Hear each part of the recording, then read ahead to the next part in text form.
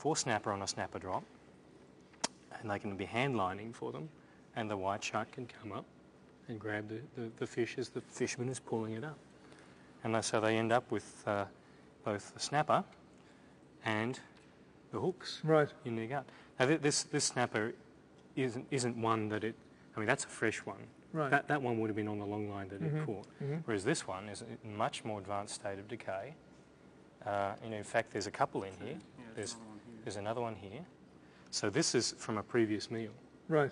Prior to being caught this particular time. So this shark's had a few interactions with... Now, would he eventually, fishing. would her stomach digestive juices destroy these?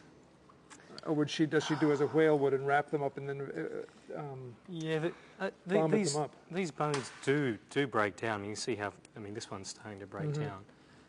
There's some thought that some of the bigger material the sharks can regurgitate. This is a wonderful looking jaw when you see it. It's stubby. That's a snapper there.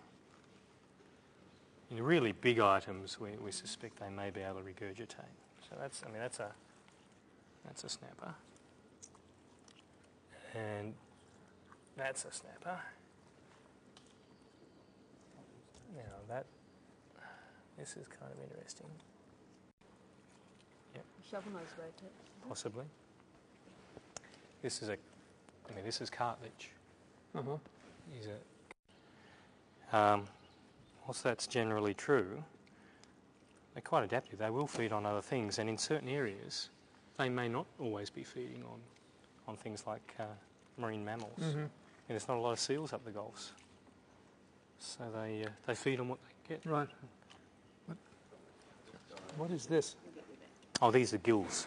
These are gills from a snapper or something. I'd say. This guy is that this isn't the first fishing line he's come across.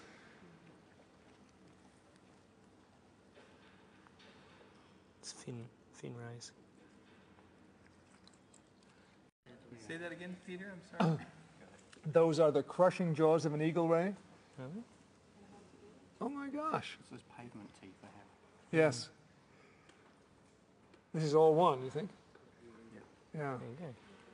Look, it's like a jigsaw puzzle. Interesting hooks. Hmm. Red ones. Black ones as well. That's a big fish. Yeah, it's really very sharp. So it may not have been in it that long.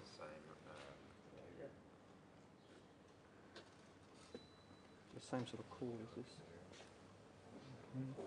Okay, well it's...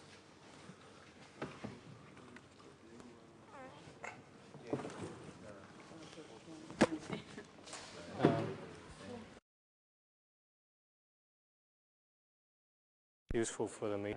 This is a stingray barb? It is. And it was just like that? That's right. We've just found this. He swallowed that? And I think I was going to pull it out. Well, I think that's a kind thing to do. It's probably a bit... Wow, it's really stuck in there.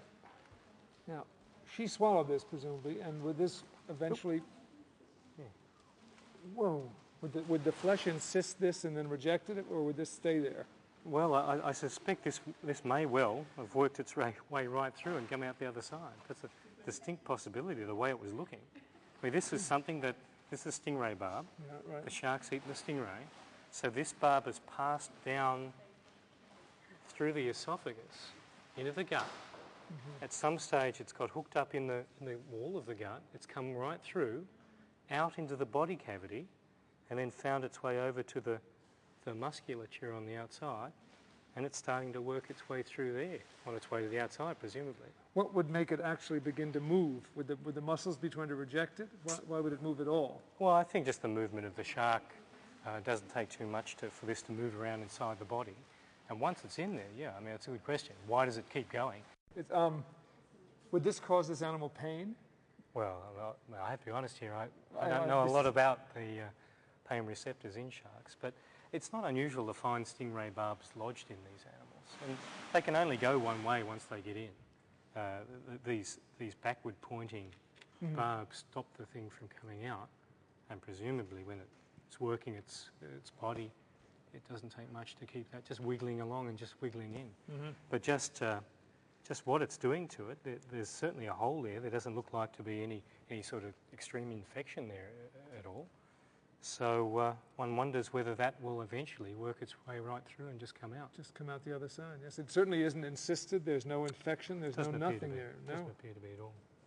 Oh, you do find stingray barbs in the jaw. You find them in the mouth sometimes. But obviously they can get out into the body cavity and keep going.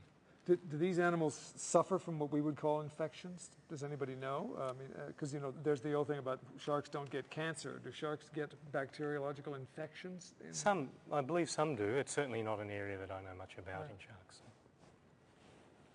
It really tells you something about the lifestyle of sharks, though. I mean, they can eat things that are sharp and spiny, and they can clearly deal with it. Yeah, obviously. good.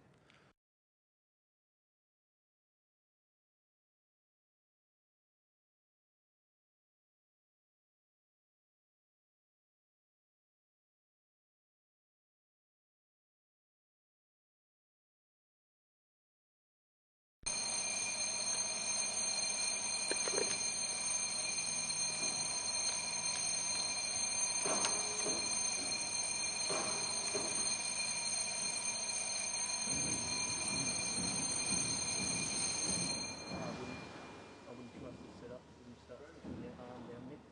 Oh, the top's still rolling out? Yes, it is. Yeah. Not quite yet. It's the lift is falling back. Can you pronate the upper jaw with your hands? I've never, needless to say, never tried that. I just want to check that it's not going to slip out. Right? That's true. So yeah, in the old days, there were assumptions based on ignorance that the animal didn't need its eyes because these were so sensitive, that its olfactory bulbs were great, but really all it had to do was just to close and eat anything. Yeah.